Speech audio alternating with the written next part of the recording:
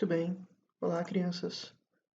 Aqui é o Anderson e hoje a gente vai começar a conversar sobre o Código de Ética da profissão de biomédico. Antes, entretanto, de começar a conversar com vocês sobre o Código de Ética da profissão de biomédico, é muito importante a gente tirar um momento inicial para conversar sobre o que é ética de fato, né? E qual a importância de eu seguir as normas morais que são estabelecidas por um código e o que é que isso reflete na minha vida profissional. Então, para poder fazer esse momento introdutório, eu convidei, né? Olha aí, participação especial hoje. Eu convidei um grande amigo meu, que tem muito mais conhecimento sobre o assunto, que tem muito mais capacidade de discutir esse tema com vocês. E eu vou deixar ele se apresentar e ele conversar com vocês. Olá, minhas saudações a todos vocês que fazem o curso de Biomedicina. A pedido do professor Wenderson, o meu grande amigo e afilhado, estou aqui para falar um pouco com vocês sobre ética. Mas antes disso, diante de uma sala tão seleta de acadêmicos, eu vou me apresentar também academicamente. Eu me chamo Raimundo Luan, sou salesiano de Dom Bosco, sou graduado em filosofia e pós-graduado em filosofia e em linguística. Atualmente eu curso teologia aqui em São Paulo, na cidade de São Paulo, capital. Mas vamos iniciar então o que interessa. Primeiramente, a gente tem que saber que ética não é um conceito fácil de se elucidar. Existem várias formas de se elucidar esse conceito e elas são igualmente válidas. Mas uma forma de se iniciar todo esse trabalho de elucidação é a questão filológica, a questão etimológica da palavra. Ética tem raiz grega, a palavra ética tem raiz grega e vem da palavra ethos. Só que até aí, ética também é complicada de se conceituar, porque ethos não é uma palavra que tem um significado só. Ethos, dependendo da forma que se escreve essa palavra em grego, ela muda o seu significado. Então eu fiz aqui uns papeizinhos com minha caligrafia terrível em grego. Se já é terrível em caracteres latinos, imagine em grego. Mas vamos lá. Essa daqui é a palavra ethos escrita com essa letra que se chama eta. Essa palavra, escrita com eta, significa a habitação do homem. Mas não é somente a casa, é tudo aquilo que o homem faz para conseguir habitar em algum lugar. Ou seja, é tudo aquilo que ele faz para dominar as situações adversas à sua habitação. É aquilo que ele faz para dominando a natureza, para que, dominando a natureza, ele possa habitar em determinado lugar. Então, ethos, com esse nome, com essa letra aqui, escrita com eta, significa morada, habitação, mas mais do que isso, aquilo que dá condições do homem habitar em algum lugar. Ethos, escrito com epsilon, que é essa letra aqui, que parece o nosso ela significa costume. O que significa isso? É aquilo que se faz várias vezes, mas não sempre. Porque se fosse algo que se fizesse sempre, o tempo todo, não estaria mais no âmbito do ethos, mas sim da physis, algo natural.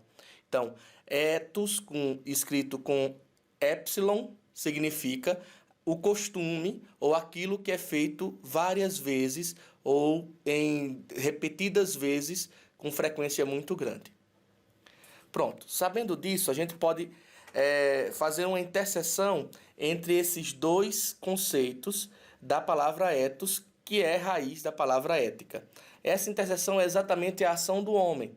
Ethos significa a ação do homem para que ele encontre um meio de favorecer a sua vida em determinado lugar, em determinado contexto. Então, a partir daí, nós começamos a entender de onde vem o conceito de ética como aquilo que busca o bem comum. Aquilo que busca o bem comum, porque o ser humano, ele não é sozinho. Então, se ethos é a ação do homem em vista de uma vida favorável, de algo que favoreça a sua vida em um determinado lugar, em um determinado contexto, quando se juntam vários seres humanos, o ethos tem que ser favorável para a vida de todos. Então, é daí que a ética se torna a área do saber que busca o bem comum de todos. Pronto, então, já que nós conceituamos ética a partir da etimologia, já fizemos essa conceituação básica, vamos então entrar em conceituações mais elaboradas. Para isso, a gente vai ter que tomar também o conceito de moral.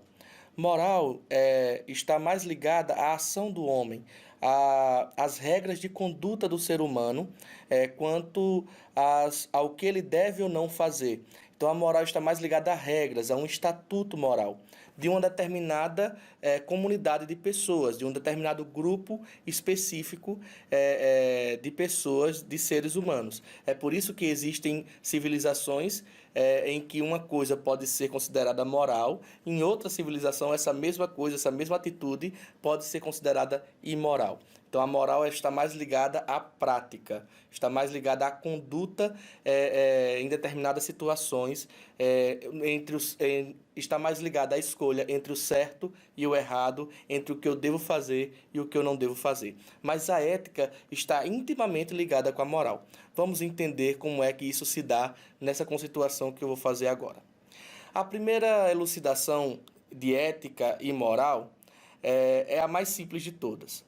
Alguns teóricos acreditam que ética e moral são a mesma coisa, só que com a mesma palavra, o mesmo conceito, só que com raízes diferentes, visto que ética em grego foi traduzida para o latim como mores, que significa costume, e é daí que vem a palavra moral. Então, tomando esse dado etimológico, muitos teóricos acreditam que não existe diferença entre ética e moral, são a mesma coisa, só que com raízes etimológicas diferentes. Isso é um primeiro conceito. Nem todo mundo aceita esse conceito, mas é uma conceituação válida, visto que tem um histórico, tem um baseamento teórico, filológico. Um outro conceito é de que ética ela é a ciência que estuda a moral, ou seja, ela é a área do saber, ela é uma ciência que tem como objeto as regras morais. Então, a moral seria a prática, seria aquelas regras de conduta, como eu falei, de saber o que é certo, o que é errado, o que eu devo, o que eu não devo fazer, em determinado contexto e numa sociedade determinada. E a ética, ela vai estudar essas regras de conduta, observando os valores que estão por trás dessas regras de conduta. Então, essa conceituação, essa segunda conceituação que eu dou a vocês, é uma conceituação mais epistemológica, é uma conceituação mais ligada à ciência, da ciência, né, que é a epistemologia, a ciência sobre a ciência.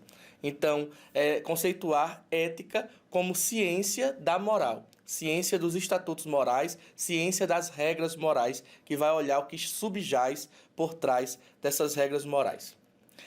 Um outro conceito é que a ética, ela versa sobre os princípios e os valores, aquilo que tem uma tendência a se universalizar.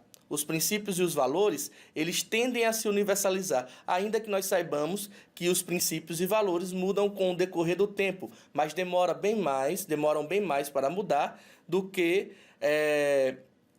as regras morais. As regras morais, às vezes, mudam numa diferença de tempo muito pouca. Por exemplo, o que eu vejo como moral ou o que eu vejo como imoral, o meu irmão mais novo, que difere de mim apenas 7 anos, já vai ver diferente, entendeu? Então, tem essa questão. A moral, ela muda mais fácil do que a ética, do que aquilo que a ética versa.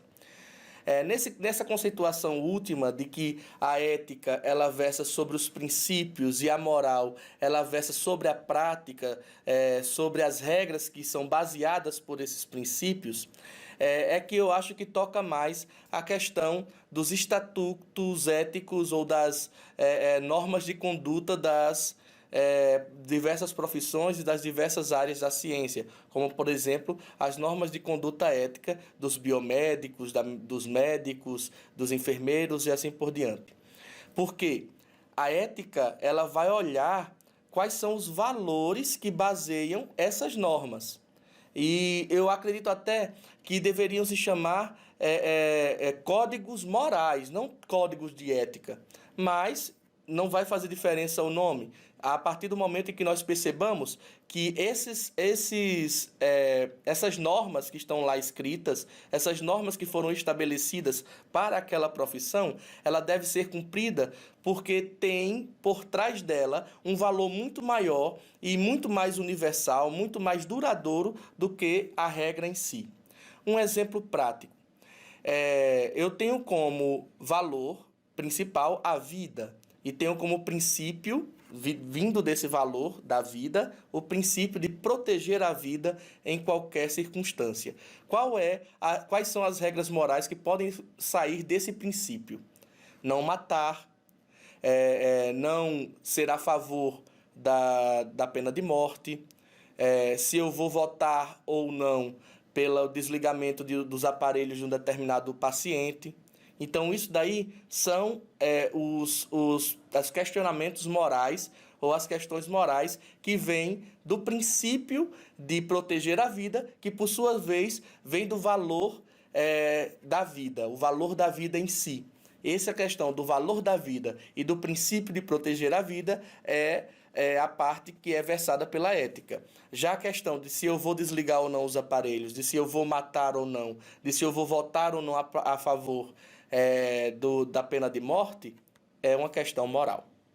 Eu espero ter ajudado vocês e desejo para vocês um ótimo curso no decorrer da vida de vocês e um ótimo trabalho também quando vocês forem bons profissionais aí no mercado de trabalho. Um grande abraço. Muito bem, crianças. Então, em primeiro lugar, eu gostaria de agradecer a Luana, né? Muito obrigado pelos esclarecimentos. E aí, agora que a gente tem uma noção um pouco mais aprofundada do que seria o conceito de ética e do que seria o conceito de moral, né, a gente consegue explicar de maneira um pouco mais clara o que é o código de ética da profissão de biomedicina, da profissão de biomédico, e qual é a importância de a gente seguir ele de maneira adequada, né? Então, nos nossos últimos encontros, a gente já tinha conversado sobre o que seria o Conselho Regional de Biomedicina, o CRBM, e o que seria o Conselho Federal de Biomedicina, o CFBM.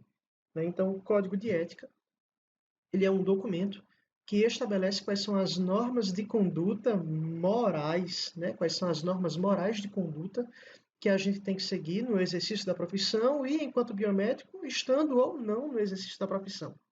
Ele é um documento que é elaborado pelo CFBM, eventualmente ele pode ser atualizado. Esse aqui é um modelo atualizado do Código de Ética. Havia um primeiro modelo, ele já foi atualizado e, eventualmente, ele pode ser atualizado novamente no futuro, né, a depender das necessidades e das modificações que a gente observa na nossa convivência com a sociedade. O que é o Código de Ética? Ele, como o próprio nome sugere, estabelece quais são as condutas morais que a gente vai ter que seguir enquanto biomédico, estando ou não no exercício da nossa profissão. Ele estabelece, de maneira geral, como é que a gente deve se comportar no exercício da nossa profissão com outros profissionais biomédicos, com outros profissionais da área da saúde, como deve ser a nossa relação com o CRBM, como deve ser a nossa relação com o CFBM e como deve ser a nossa relação com a sociedade geral. Ele é um documento que ele é dividido em capítulos. Nesse primeiro momento, eu gostaria de discutir com vocês, basicamente, os 3 primeiros capítulos do Código de Ética. E aí, ao longo das nossas próximas aulas, dos nossos próximos encontros, a gente vai conversando um pouco mais sobre os outros capítulos. Luan conseguiu ser muito feliz quando ele disse que tanto faz a gente chamar esse documento de Código de Ética ou Código de Conduta Moral, né? Embora o nome em si não importe, a gente chama ele de Código de Ética, mas ele é um documento que estabelece para nós quais são as normas morais. Mas Luan foi muito feliz quando ele disse que um dos principais conceitos de ética seria a ciência por trás da ciência, né? A maneira como a gente compreende essas condutas morais. Tão importante quanto seguir o que é estabelecido pelo Código de Ética da profissão de biomédico é a gente entender o porquê que o Código de Ética pede que a gente faça algumas coisas, e a gente entender o porquê que em alguns outros momentos o Código de Ética vai dizer as coisas que a gente não pode fazer, as coisas que a gente é vedado de fazer. E apesar de, em algumas situações, o Código de Ética ser um documento bastante técnico, em muitos momentos, durante a leitura desse documento, vocês vão perceber que existem coisas que estão dispostas aqui, mas que não precisariam estar expostos. Em algum momento vocês vão encontrar no Código de Ética a seguinte afirmação, né? É proibido, é vedado ao biomédico tomar para si coisa alheia móvel, que é um jeito bonito de dizer que o biomédico não pode roubar. Em outro momento, ele vai dizer que não é permitido ao biomédico alegar possuir títulos dos quais não possa comprovar. Ou seja, você não pode dizer que você é um mestre sem ter um mestrado. Você não pode dizer que tem um doutorado sem ter concluído um doutorado. É um jeito bonito de dizer que o biomédico não pode mentir. Então, em algumas situações, vocês vão perceber que muito do que está disposto, principalmente nos capítulos iniciais do Código de Ética, reflete coisas que normalmente a gente não precisaria de um documento para poder explicar isso para a gente. Mas é importante que esteja aqui porque a gente vai ver que todos os biomédicos se submetem a esse código.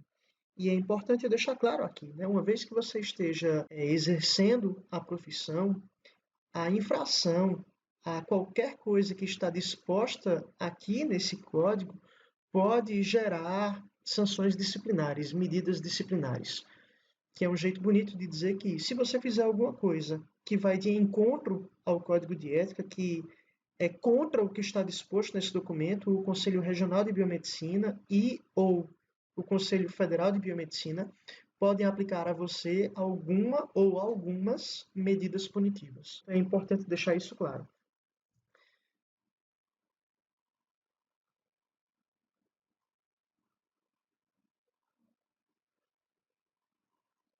Beleza. Então, se tem uma coisa que eu realmente não gostaria de fazer com vocês nessa aula, é ler artigo por artigo, parágrafo por parágrafo, para explicar para vocês o que está acontecendo, né? Eu realmente não queria fazer isso, mas eu gostaria de chamar a atenção para vocês para algumas características, principalmente desses 3 primeiros capítulos que são o nosso conteúdo de hoje. Então, em primeiro lugar, é imperativo que vocês leiam esse documento, né? Eu estou disponibilizando ele para vocês. Para quem está assistindo esse vídeo e não tem acesso ao Milhão Digital, ele é um documento que está no site do CFBM, então acessa o site do Conselho Federal, ele é de livre acesso, qualquer pessoa tem acesso a esse documento, pode ler ele, pode entender ele, e se ainda assim, depois da leitura, você tiver qualquer dúvida, por favor, não deixe de me procurar, eu estou aqui à disposição de vocês. Então, quais são as características gerais desses primeiros capítulos do Código de Ética da profissão? Então, o primeiro capítulo ele determina quais são os princípios gerais da profissão de biomédico. De maneira básica, ele deixa claro que todos os profissionais biomédicos, estando ou não no exercício da profissão, precisam seguir as normas que são dispostas aqui. Se você estiver no exercício da profissão, preciso ressaltar, você é obrigado a seguir a esse código de conduta moral, esse código de ética. E se você não estiver no exercício da profissão, ainda assim é importante que você, enquanto biomédico, uma vez que você é formado em biomedicina, mesmo que você não esteja exercendo a profissão de biomédico, uma vez formado, você precisa seguir também o que está disposto aqui. Então, ele vai falar muito para a gente sobre as coisas que a gente deve fazer enquanto exercendo a profissão, quando a gente está fazendo as nossas análises das nossas relações com os nossos empregadores ou com os nossos empregados, mas é importante deixar claro que a gente deve seguir o código de ética independentemente de estar no laboratório ou não, independentemente de estar na bancada ou não, independente de a gente estar fazendo a análise ou não, a gente segue o que está disposto aqui, né? A gente responde pelos nossos atos estando no exercício da profissão e mesmo não estando no exercício da profissão, é importante que a gente siga esse código de conduta moral. E aí a gente avança para o capítulo 2, e o capítulo 2 mostra para a gente, basicamente, quais são os nossos principais deveres. Quais são as coisas que a gente se obriga a fazer enquanto profissionais de biomédicos. Nada demais, nada complicado demais, nada absurdo. A única coisa que o Conselho Regional e o Conselho Federal pedem da gente enquanto biomédico é basicamente que a gente respeite as normas do Código de Ética, que a gente exerça o sigilo profissional, né? Então isso é básico, nada de estar falando por aí de resultado de seu fulano, de seu cicrano. A gente é obrigado a seguir boas práticas de laboratório, seguir boas práticas de segurança. A gente se obriga a respeitar outros profissionais biomédicos, respeitar outras profissões, respeitar o paciente, zelar pela profissão, zelar pelo Conselho Regional, zelar pelo Conselho Federal. Então, muito do que é apresentado para a gente como obrigação, aqui no capítulo 2, embora a gente use esse termo, o biomédico se obriga a, obriga-se a, é importante vocês terem em mente que vocês não são obrigados a nada extremamente absurdo. A gente é obrigado a zelar pela nossa profissão, a zelar por aquilo que a gente é e a zelar pela manutenção da biomedicina. Ainda assim, aqui no capítulo 2, algumas coisas um pouco mais técnicas podem surgir, e aí eu queria conversar com vocês sobre o que seria o que a gente chama de responsável técnico. Em algum momento aqui no capítulo 2, vocês vão ver que o biomédico ele se obriga, obviamente, a estar em constante comunicação com o Conselho Regional. Né? Então, a gente precisa dialogar com o Conselho, a gente precisa dizer para o Conselho o que está acontecendo na nossa vida profissional. Se eu precisar me ausentar da minha profissão por algum determinado momento, eu preciso entrar em contato com o Conselho com alguma antecedência. Né? Então, pelo menos 10 dias de antecedência antes de você precisar se afastar por algum motivo ou de você ser transferido para outra área, é preciso se comunicar com o conselho, é preciso comunicar ao conselho se você presenciar ou souber de algum lugar que está gerando poluição ao meio ambiente, se está colocando a população em risco, se está havendo alguma infração ao código de ética, a gente precisa estar dialogando com o conselho o tempo inteiro, com relação também aos nossos aprimoramentos profissionais. Fiz uma pós-graduação em imaginologia. Diz isso para o conselho, para que ele saiba exatamente qual é a área de atuação que você está exercendo. E é importante você comunicar ao conselho também se você é ou não o responsável técnico por algum lugar. E aí muita gente, principalmente aos alunos do primeiro semestre, né, que estão entrando na vida acadêmica agora, muita gente pode estar conhecendo a biomedicina agora e pode acabar confundindo o responsável técnico com o técnico de laboratório. E é muito importante a gente conseguir diferenciar esses dois profissionais. O responsável técnico por algum ambiente profissional, no nosso caso, principalmente o responsável técnico de um laboratório de análises clínicas, nada mais é do que o profissional de nível superior.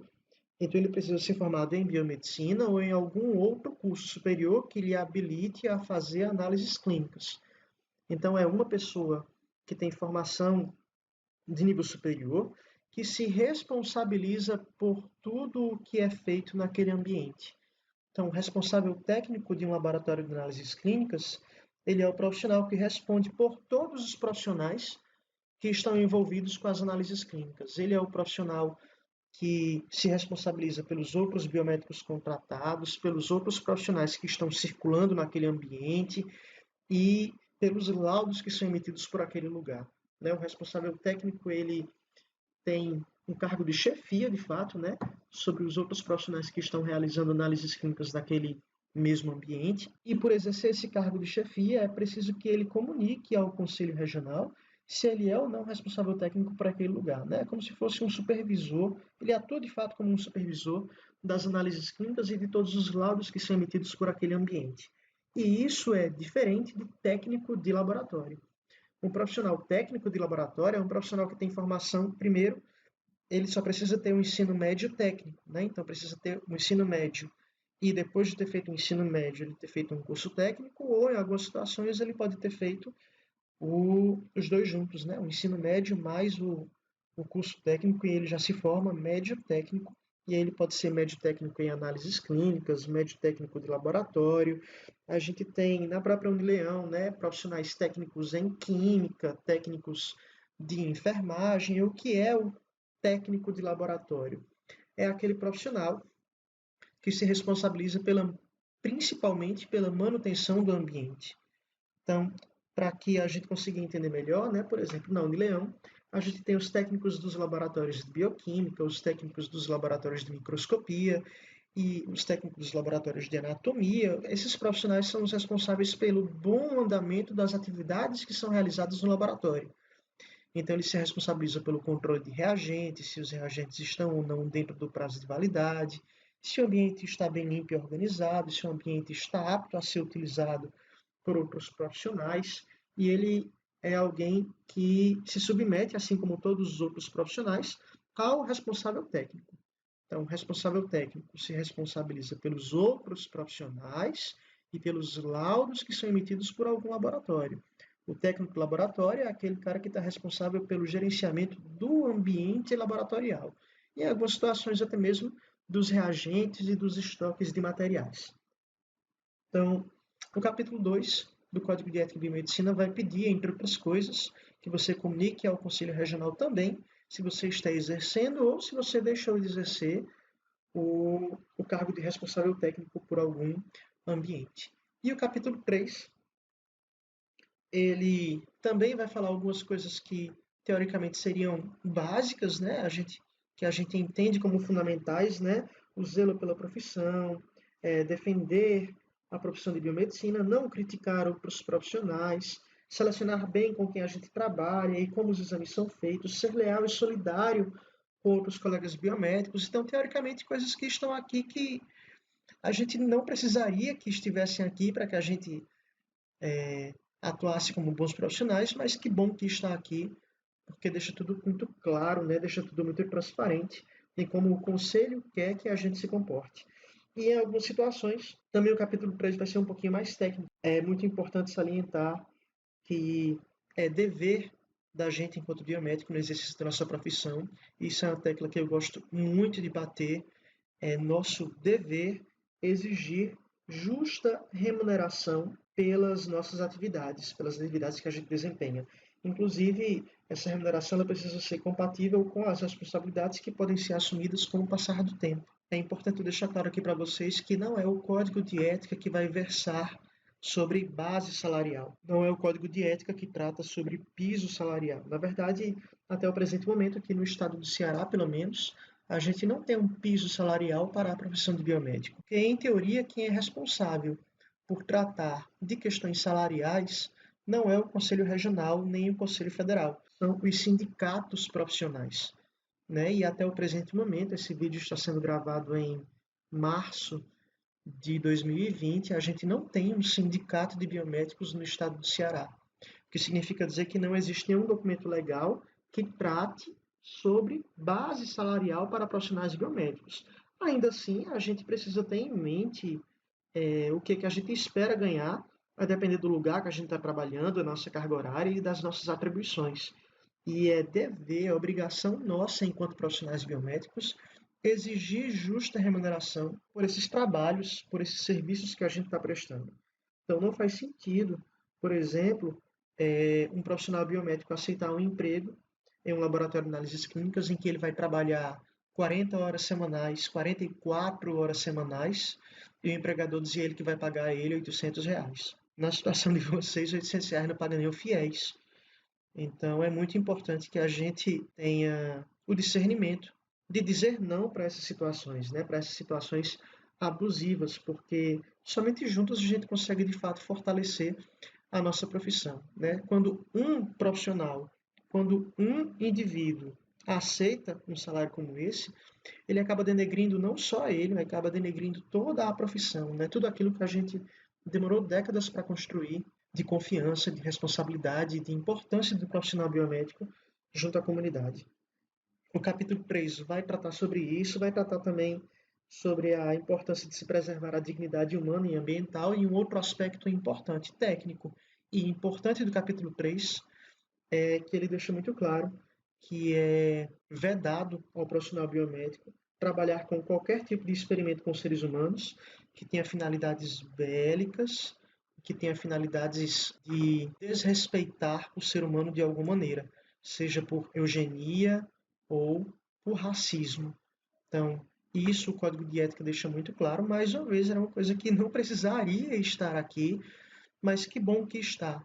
Né? O Conselho Regional e o Conselho Federal, eles sempre tentam ser muito transparentes com o que eles esperam do nosso comportamento enquanto profissionais biomédicos. Esses dois primeiros capítulos vão tratar, então, os 3 primeiros capítulos vão tratar, então, de uma apresentação inicial do que seria o documento e de quais são as nossas principais responsabilidades e quais são os nossos principais deveres enquanto biomédicos, estando ou não no exercício da profissão. Mais uma vez, é imperativo que vocês leiam esse documento. Nesse primeiro momento, eu vou parar por aqui, nesses 3 primeiros capítulos. Ao longo das nossas próximas aulas, a gente vai tratar de maneira mais aprofundada dos demais capítulos. A gente vai fazer atividades sobre esses capítulos também. Vamos tentar simular algumas situações, mas Antes de qualquer coisa, é muito importante que vocês façam um download desse documento, que vocês leiam ele com muita atenção e, mais uma vez, se você tiver qualquer dúvida com relação ao que está exposto aqui, por favor, não deixe de me procurar. Beleza? Muito obrigado a todos vocês, espero que tenha sido produtivo. Idem em paz e que o Senhor nos acompanhe sempre.